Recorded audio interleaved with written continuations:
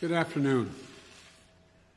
I want to speak today to the unfolding situation in Afghanistan, the developments that have taken place in the last week, and the steps we're taking to address the rapidly evolving events. My national security team and I have been closely monitoring the situation on the ground in Afghanistan and moving quickly to execute the plans we had put in place to respond to every constituency, including contingency, including the rapid collapse we're seeing now. I'll speak more in a moment about the specific steps we're taking, but I want to remind everyone how we got here and what America's interests are in Afghanistan. We went to Afghanistan almost 20 years ago with clear goals.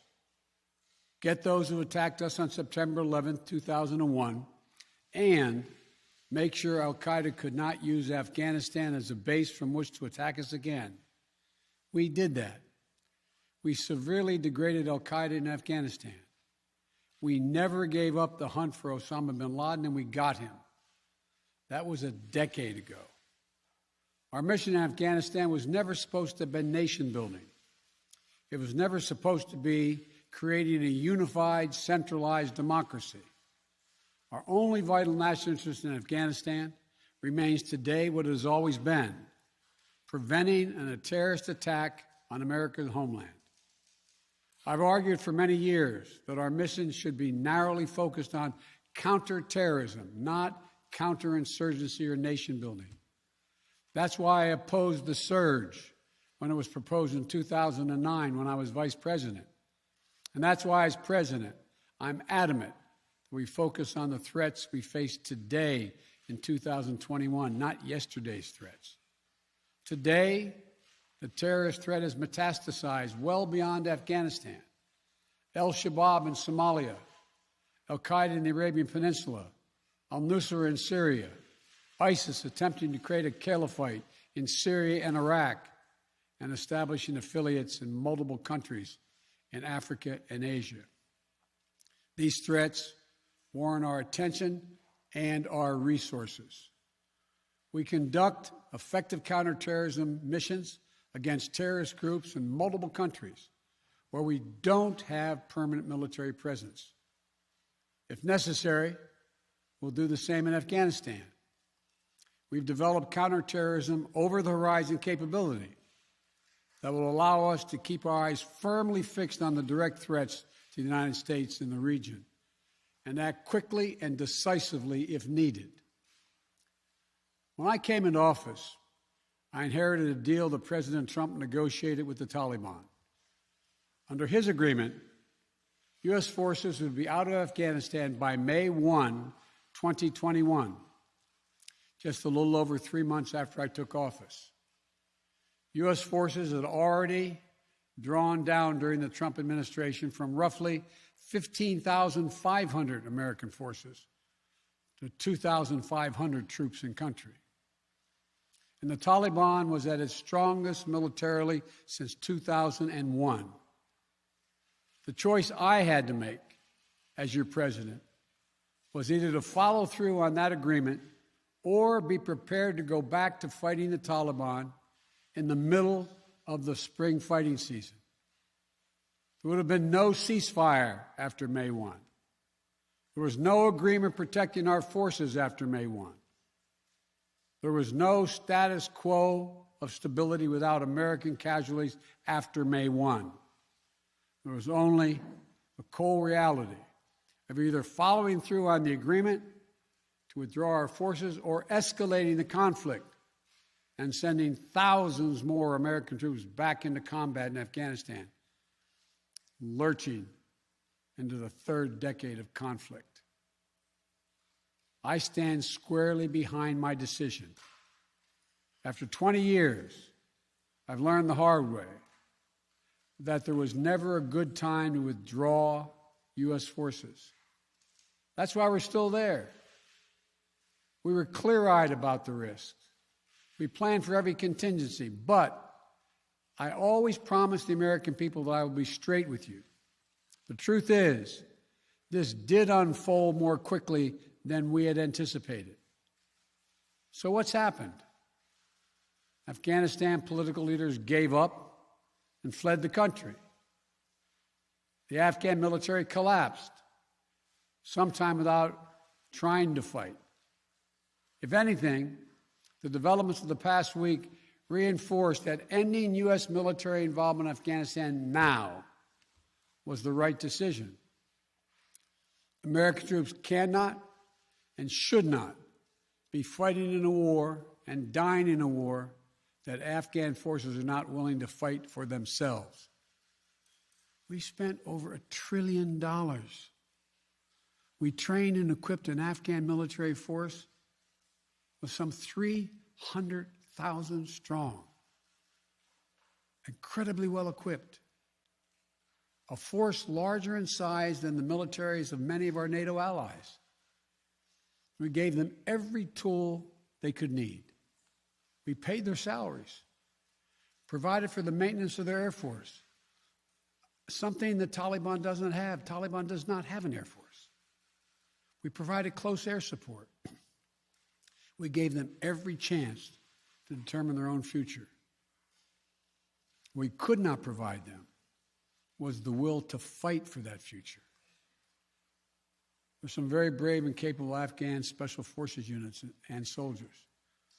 But if Afghanistan is unable to mount any real resistance to the Taliban now, there is no chance that 1 year, 1 more year, 5 more years, or 20 more years of U.S. military boots on the ground would have made any difference. Here's what I believe to my core. It is wrong to order American troops to step up when Afghanistan's own armed forces would not.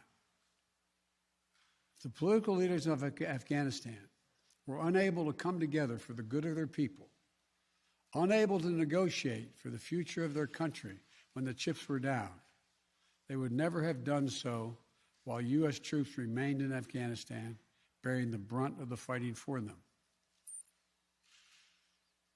And our true strategic competitors, China and Russia, would love nothing more than the United States to continue to funnel billions of dollars in resources and attention into stabilizing Afghanistan indefinitely.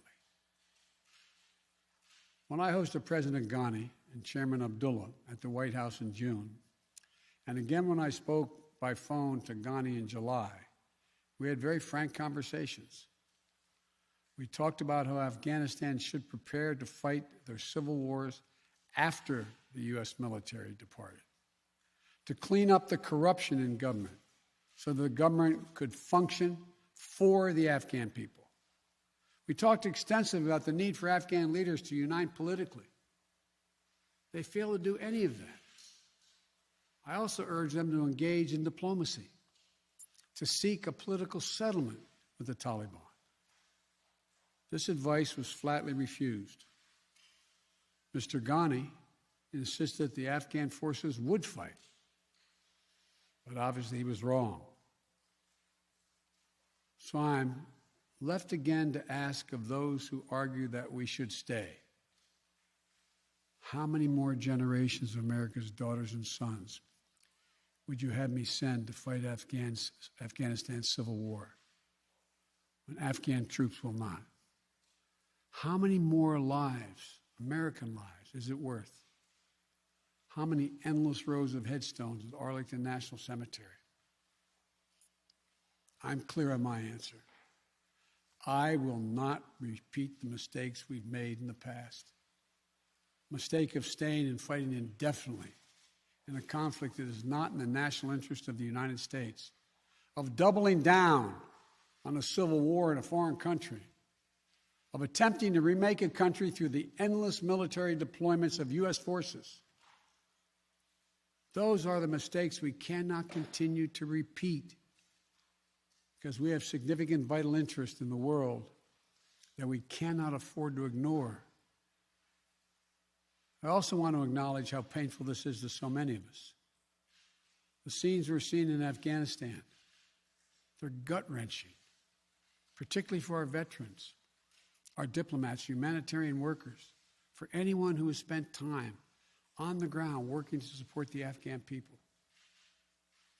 for those who have lost loved ones in Afghanistan, and for Americans who have fought and served in the country, serve our country in Afghanistan. This is deeply, deeply personal. It is for me as well. I've worked on these issues as long as anyone. I've been throughout Afghanistan during this war, while the war was going on, from Kabul to Kandahar to the Kunar Valley. I've traveled there on 4 different occasions. I've met with the people. I've spoken to the leaders. I spent time with our troops. And I came to understand firsthand what was and was not possible in Afghanistan. So now we're focused on what is possible. We will continue to support the Afghan people. We will lead with our diplomacy, our international influence, and our humanitarian aid. We'll continue to push for regional diplomacy and engagement to prevent violence and instability. We'll continue to speak out for the basic rights of the Afghan people, of women and girls, just as we speak out all over the world. I've been clear that human rights must be the center of our foreign policy, not the periphery. But the way to do it is not through endless military deployments. It's with our diplomacy, our economic tools, and rallying the world to join us. Now, let me lay out the current mission in Afghanistan. I was asked to authorize, and I did, 6,000 U.S. troops to deploy to Afghanistan for the purpose of assisting in the departure of U.S. and allied civilian personnel from Afghanistan, and to evacuate our Afghan allies and vulnerable Afghans to safety outside of Afghanistan. Our troops are working to secure the airfield and to ensure continued operation of both the civilian and military flights.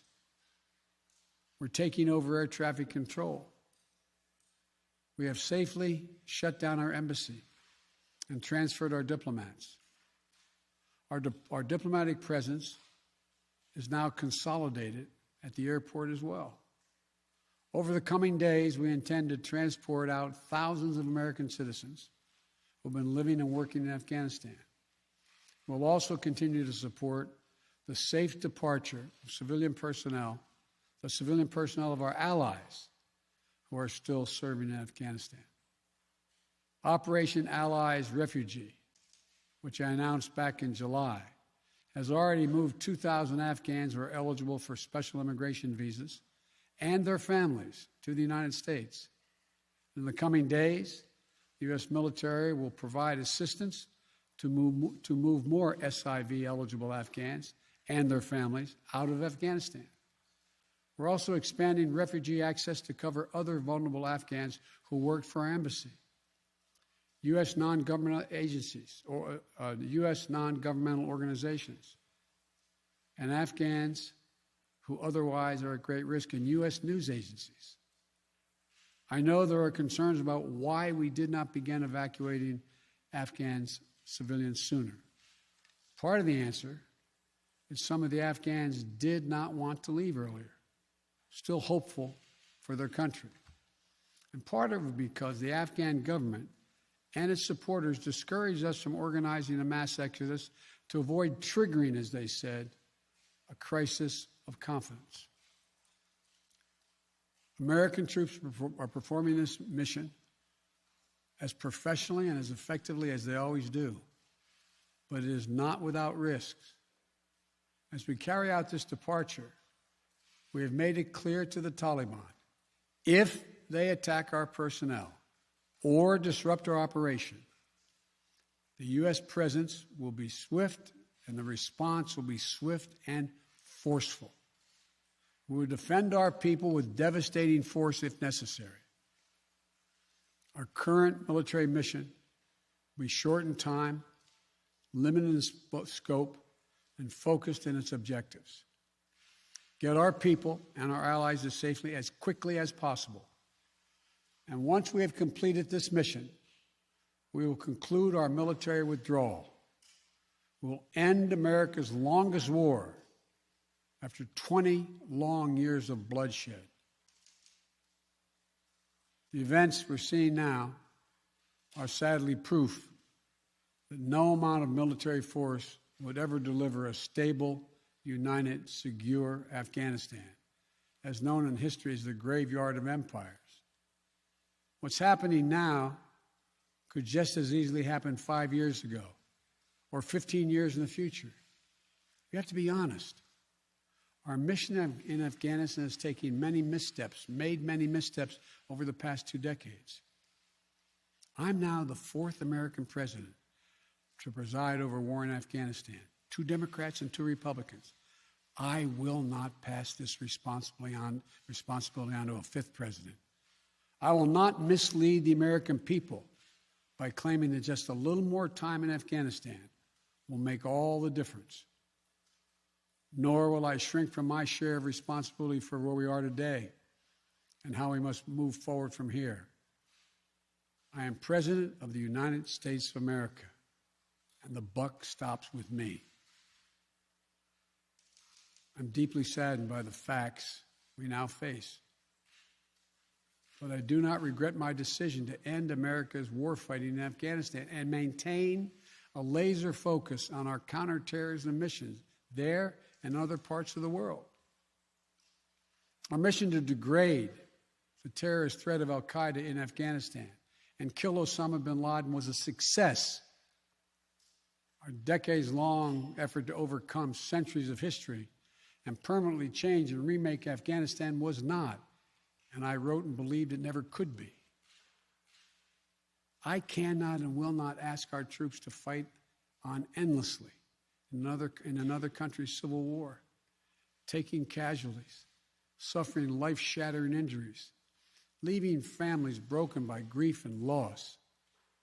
This is not in our national security interest. It is not what the American people want. It is not what our troops, who have sacrificed so much over the past 2 decades, deserve.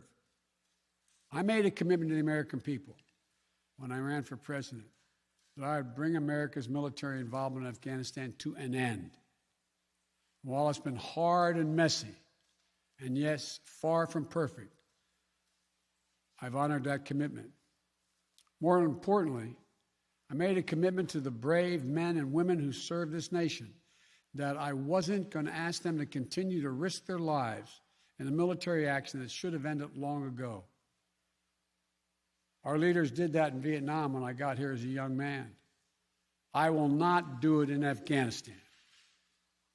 I know my decision will be criticized, but I would rather take all that criticism than pass this decision on to another president of the United States, yet another one, a 5th one, because it's the right one, it's the right decision for our people, the right one for our brave service members who risk their lives serving our nation, and it's the right one for America. Thank you. May God protect our troops, our diplomats, and all brave Americans serving in harm's way.